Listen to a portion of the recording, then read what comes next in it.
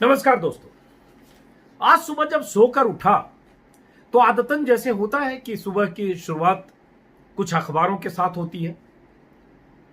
10-12 अखबार मैं लेता हूं अमूमन, हालांकि कोरोना में कुछ अखबार कम आ रहे हैं इस दौर में। तो अखबार के साथ और सोशल मीडिया पर, ट्विटर पर खास तौर से रात भर में क्या हुआ वो जानने की कोशिश करता हूं। इसलिए भी ताकि रात में जब हम सो रहे होते हैं तब देश दुनिया में क्या हुआ उसके लिए एक माध्यम होता है जिससे आपको ट्विटर पर पता चलता है। तो मेरी नजर पड़ी केंद्रीय रेल मंत्री पीयूष गोयल के ट्विटर थ्रेड पर। तो मैंने देखा कि कल शाम 7:14 पर पहला ट्वीट लिखकर जो सिलसिला शुरू किया था पीयूष गोयल ने, उस सिलसिले को खत्म किया है उन्होंने रात में 2:11 पर 10वें ट्वीट के साथ। मतलब 5 घंटे के भीतर उन्होंने 10 ट्वीट किए, थोड़े थोड़े अंतराल में। तो मेरी जिज्ञासा हुई कि भाई हुआ क्या, क्योंकि कल शाम मैं ट्विटर देखना चूक गया था। देर शाम मैंने देखा नहीं कि क्या कुछ चल रहा था। तो मैं थोड़ा रिसर्च करने लगा जानकारी के लिए, तो पता चला कि कल महाराष्ट्र के मुख्यमंत्री उद्धव ठाकरे ने अपने वीडियो बयान में कह दिया था, एक अपने यूट्यूब चैनल पर वो एड्रेस करते हैं अपनी जनता को, उसमें उन्होंने कहा था कि हम जितनी ट्रेनें केंद्र सरकार से मांग रहे हैं उतनी ट्रेनें हमें नहीं मिलती। और फिर उन्होंने, उद्धव ठाकरे ने कल यानी 24 तारीख को शाम 4:53 पर एक ट्वीट किया जिसमें उन्होंने लिखा, अंग्रेजी में ट्वीट है, हिंदी बता दे रहा हूं, जिसमें उन्होंने लिखा था कि हमने रोजाना 80 ट्रेनों की मांग की है, लेकिन 50% ट्रेनें ही हमें मिल रही हैं, या इतनी ही ट्रेनों की हमें परमिशन है, जबकि हम ज्यादा रजिस्ट्रेशन कर रहे हैं। मतलब उनका कहना था कि 80 ट्रेनों में से 50% मिल रही है। फिर मैं देखने लगा तो दिखा कि जो शिवसेना के सांसद हैं अरविंद सावंत, मंत्री भी रहे हैं केंद्र में मोदी सरकार में ही, उनका एक बयान था किसी चैनल पर। वो कह रहे थे कि मैंने तो केंद्र सरकार को, हमने, सेना ने 200 ट्रेनों की लिस्ट दे दी है, लिस्ट पड़ी है और ट्रेनें नहीं मिल रही है।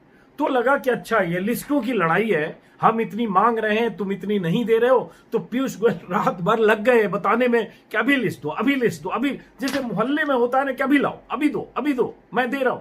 तो एक तरह से पीयूष गोयल केंद्रीय मंत्री कितने उत्साहित भी दिख सकते हैं, कितने उत्तेजित भी दिख सकते हैं, और कितने सामने वाले को एक्सपोज करने की मंशा से दिख सकते हैं, या कितनी राजनीति दिख सकती है, सब कुछ आपको दिखेगा। आप खुद तय करिए, मैं सिर्फ फैक्ट बता रहा हूं। बता चुका कि ये शुरुआत कहां से हुई, और ये आप सब जानते हैं कि उद्धव ठाकरे ट्रेनों को लेकर लगातार बोलते रहे। लॉकडाउन जब हुआ था तब, बांद्रा में जब भीड़ जुटी तब, और बीच में कई मौके आए जब उद्धव ठाकरे ने कहा कि ट्रेनें चलनी चाहिए और ट्रेनों से हम भेजना चाहते हैं लोगों को, अभी ट्रेनों को बंद रखना सही नहीं है। सबसे पहले जब श्रमिक स्पेशल ट्रेन नहीं चल रही थी, नई शुरुआत हुई थी 1 मई से, उसके पहले भी उद्धव ठाकरे बोलते रहे थे। लेकिन अब कहां से शुरू हुआ? कल के उद्धव ठाकरे के बयान से। उसके बाद पीयूष गोयल। अब देखिए, कोई केंद्रीय मंत्री रात भर कैसे, देर रात कहें, आधी रात कहें, आधी रात के बाद मान लें, 2:11 है तो आधी रात के बाद ही है, तब तक बार बार लिस्ट मांगते रहे। बहुत दिलचस्प है पूरा मामला। और उसके बाद मैं ये भी बताऊंगा कि एक तरफ तो ये राजनीति ट्विटर पर होती रही, एक दूसरे को एक्सपोज करने की, या जो भी कहें, हालांकि रात में उद्धव ठाकरे की तरफ से कोई जवाब नहीं आया, लेकिन दूसरी तरफ कैसे बीते 2-3 दिनों में ट्रेनें भटक जा रही हैं रास्ता, या जो 24-28 घंटे का सफर है वो 80-90 घंटे में कैसे तय कर रही है। जिस ट्रेन को चलना है मुंबई से गोरखपुर, वो बंगाल और उड़ीसा पहुंच जा रही है। जिस ट्रेन को चलना है गोवा से बलिया, वो नागपुर होते हुए कहां कहां घूम, मतलब क्या कहें, भारत भ्रमण करते हुए 80-90 घंटे में 4 दिन बाद पहुंच रही है। वो कहानी अपने आप में दिलचस्प है, और वो क्या, उसका मतलब क्या है, और रेलवे अधिकारी कैसे रफू कर रहे हैं, सफाई दे रहे हैं, वो आगे बताऊंगा। पहले आप जरा पीयूष गोयल के इस रात भर की राजनीति को समझिए। तो पहला ट्वीट पीयूष गोयल ने किया, जो उन्होंने किया है 7:11 पर, और माफ करें 7:14 पर, और 7:14 पर उन्होंने लिखा है, उद्धव जी, आशा है आप स्वस्थ हैं, आपके स्वास्थ्य के लिए शुभेच्छा। हम कल महाराष्ट्र से 125 श्रमिक स्पेशल ट्रेन देने को तैयार हैं। आपने बताया कि आपके पास श्रमिकों की लिस्ट तैयार है, इसलिए आपसे अनुरोध है कि सभी निर्धारित जानकारी, ट्रेन कहां से चलेगी, यात्रियों की ट्रेनों के हिसाब से सूची, उसका मेडिकल सर्टिफिकेट, और कहां ट्रेन जानी है, ये सारी सूचना अगले 1 घंटे में मध्य रेलवे के महाप्रबंधक को पहुंचाने की कृपा करें, जिससे हम ट्रेनों की योजना समय पर कर सकें। मतलब 1 घंटे के अंदर 125 ट्रेनों की जानकारी पीयूष गोयल साहब ने उद्धव ठाकरे को मांगी। ये ट्वीट है 7:14 पर 24 मार्च को। उसके बाद क्या हुआ? उसके बाद जाहिर है ये तुरंत ये सब चीजें होती नहीं है। उसके बाद फिर थोड़ी देर के बाद उनका आया, पीयूष गोयल का ट्वीट है, ये है उसी कंटिन्यूटी में 7:14 पर। उम्मीद है कि जिस तरह से ट्रेन स्टेशन पर आने के बाद वापस खाली ना जाए, पहले की तरह खाली ना जाए, आपको आश्वस्त करना चाहूंगा कि आपको जितनी ट्रेन चाहिए वो उपलब्ध होगी।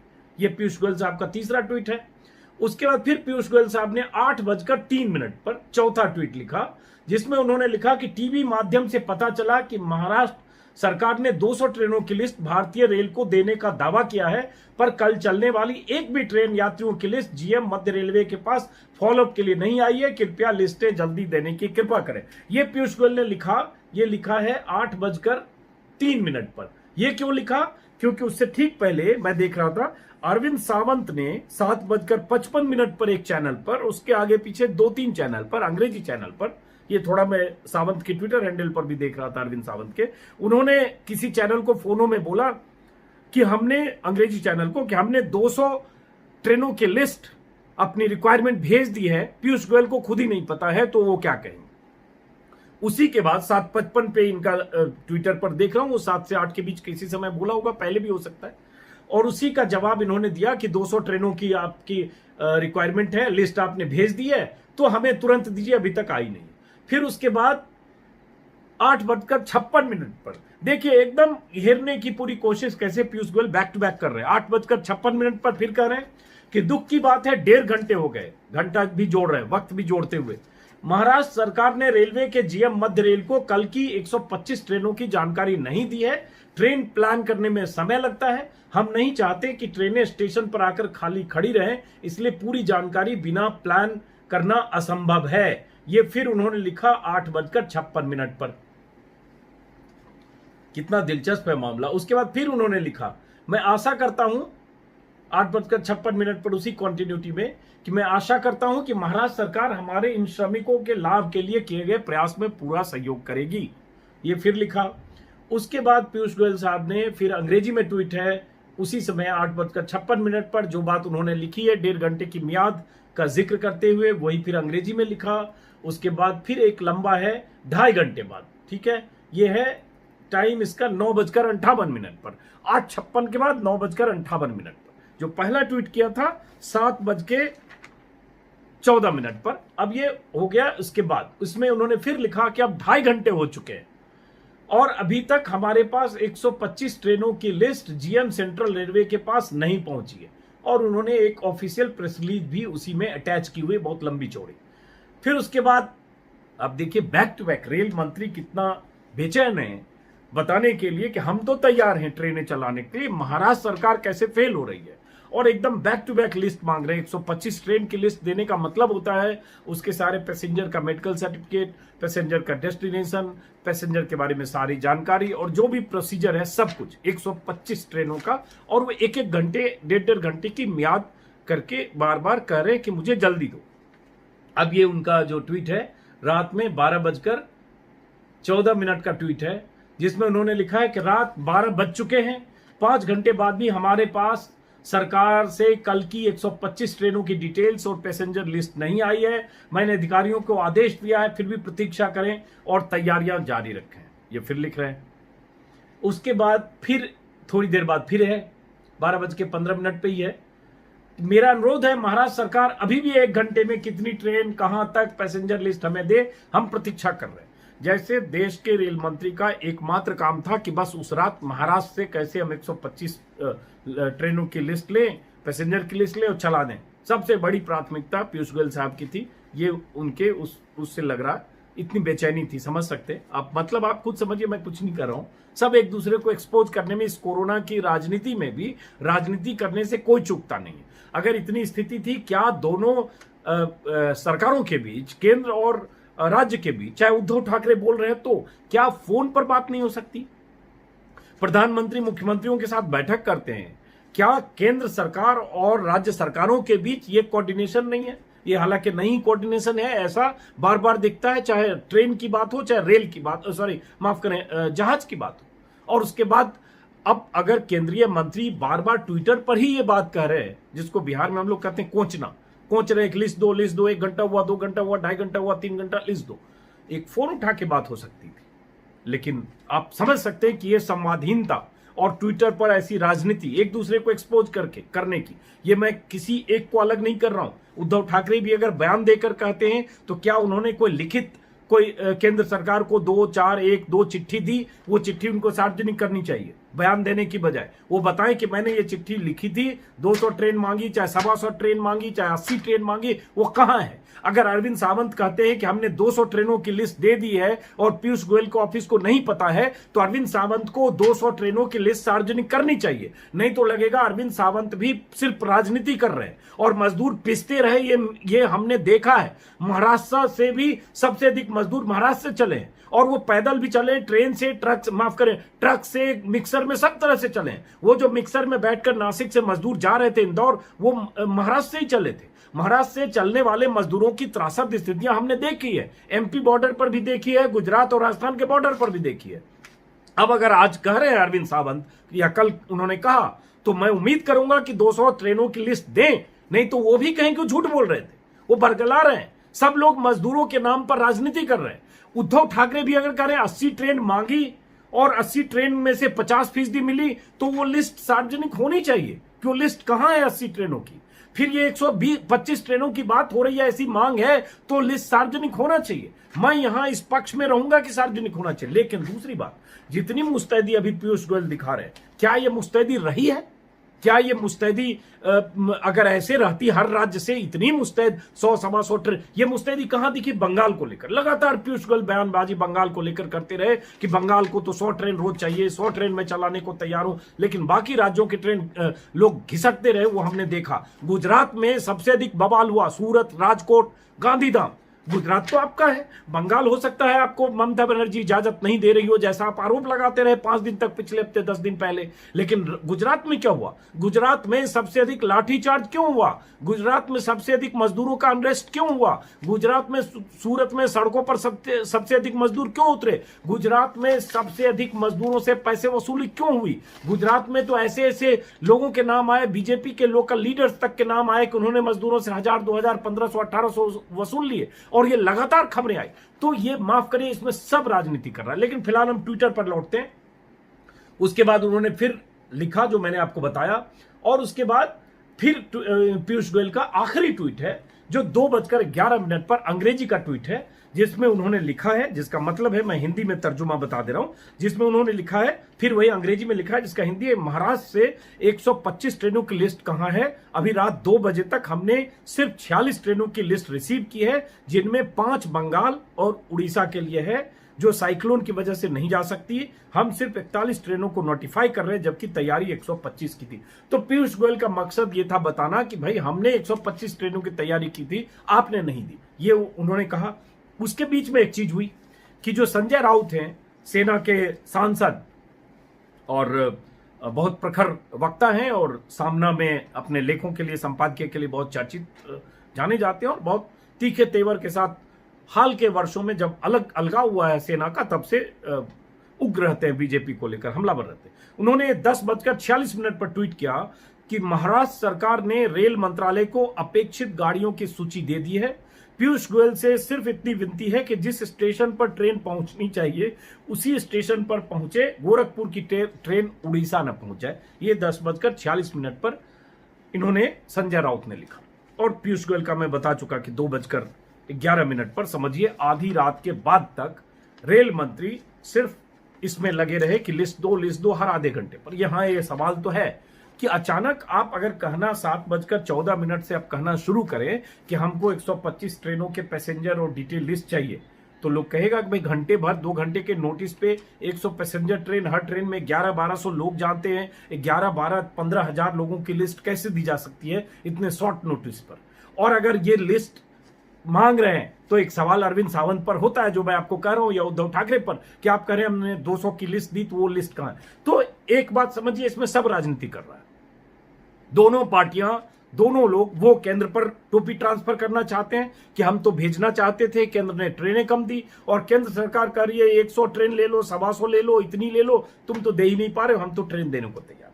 इन सब में पिस कौन रहा था, और पिस कौन रहा और पिसा कौन? वो मजदूर जिनको जाना था, जो जैसे तैसे बीते 50 दिनों में महाराष्ट्र से यूपी के लिए चले, बिहार के लिए चले, क्योंकि महाराष्ट्र में सबसे अधिक यूपी बिहार के लोग काम करते हैं। वो सब हमने देखा। अब बात आते हैं ट्रेनों की लेट लतीफी और ट्रेनों के भटकने पर। और ये बवाल क्यों शुरू हुआ?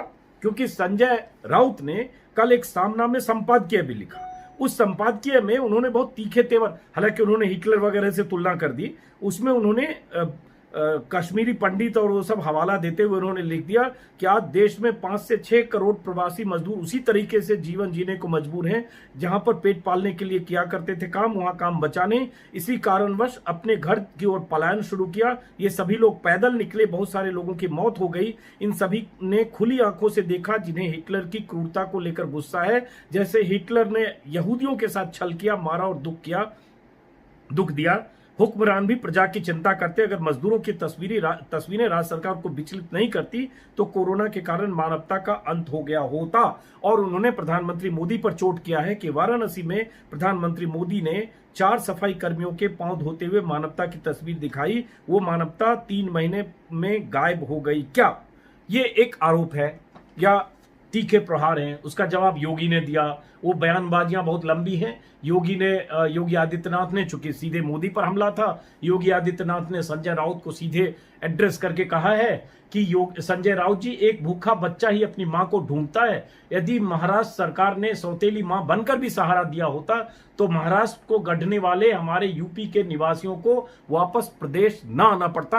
ये योगी ने जवाब दिया है संजय राउत को। और उसके बाद ये भी उन्होंने कहा है कि अपने खून पसीने से महाराष्ट्र को सींचने वाले कामगारों को सेना कांग्रेस की सरकार से सिर्फ छलावा ही मिला।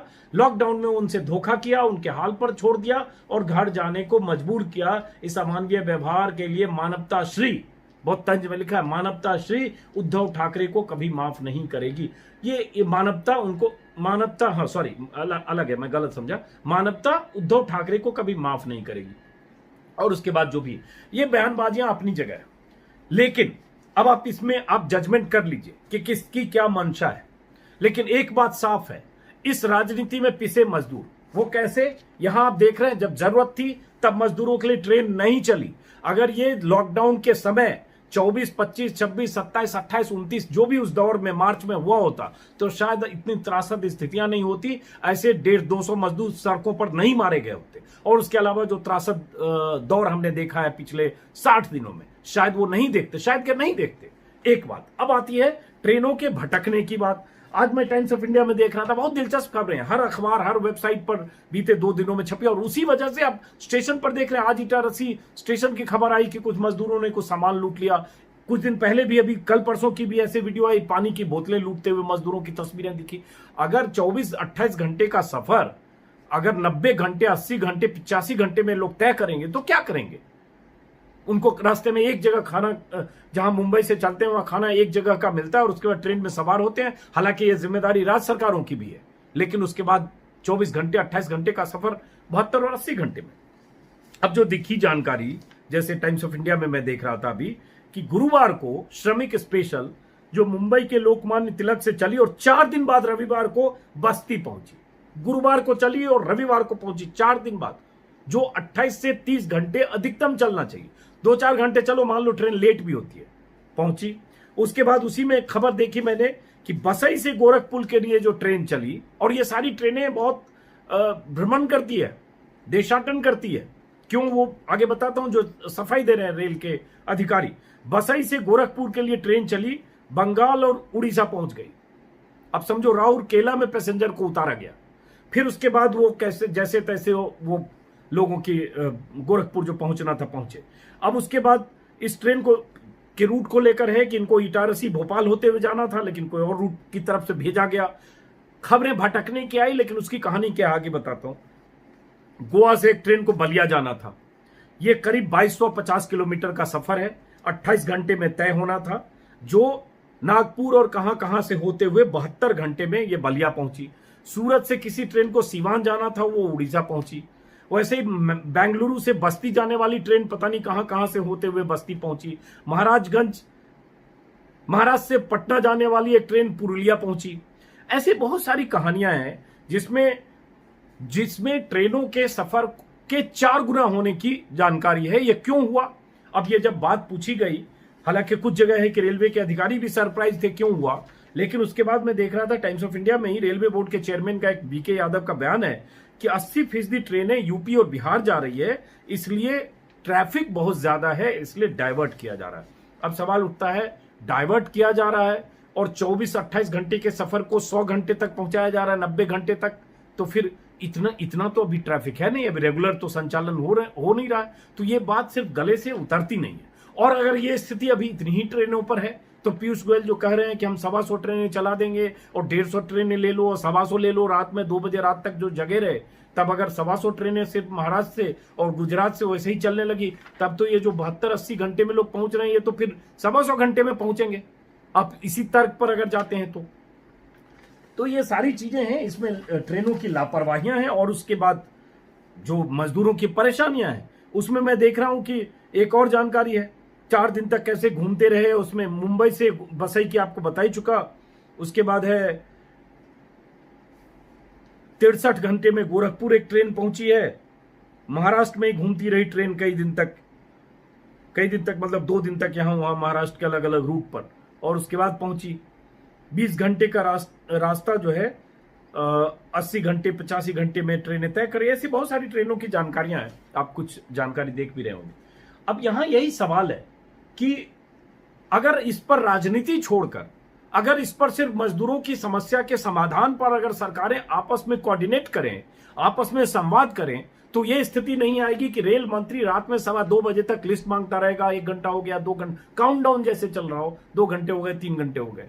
और यह भी नहीं होगा कि ये जो ट्रेन 24 घंटे में पहुंचनी है वो 80 घंटे में पहुंचे और 90 घंटे में पहुंचे। तो मुझे लगता है मैं दोनों से ये आग्रह करूंगा कि आप लोग आपस में संवाद करें, या आपस की फजीहत को, या आपस में एक दूसरे को एक्सपोज करने की प्रवृत्ति को ट्विटर पर लाकर, आप सब लोग एक्सपोज होते हैं, कोई भी एक्सपोज होता है, दोनों सरकारें एक्सपोज होती है।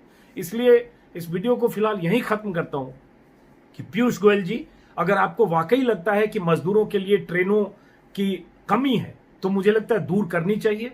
और उद्धव ठाकरे जी, आपको लगता है कि आपको 200 ट्रेनें चाहिए थी और आपने लिस्ट भेजी या 125 ट्रेनें की, तो आपको लिस्ट आपने रखनी चाहिए, ताकि हकीकत से पर्दा उठे कौन इसमें कितनी राजनीति कर रहा है। फिलहाल इस वीडियो को यहीं खत्म करता हूं। नमस्कार। 2 दिन का एक गैप भी हो गया, मैं कोशिश करूंगा कि आगे ये सिलसिला बराबर बना रहे। और आपने अगर मेरे इस YouTube को सब्सक्राइब नहीं किया है तो सब्सक्राइब करें, ताकि मैं अपनी बात आप लोगों से कहता और करता रहूं लगातार। फिलहाल आप सबका बहुत बहुत शुक्रिया। नमस्कार।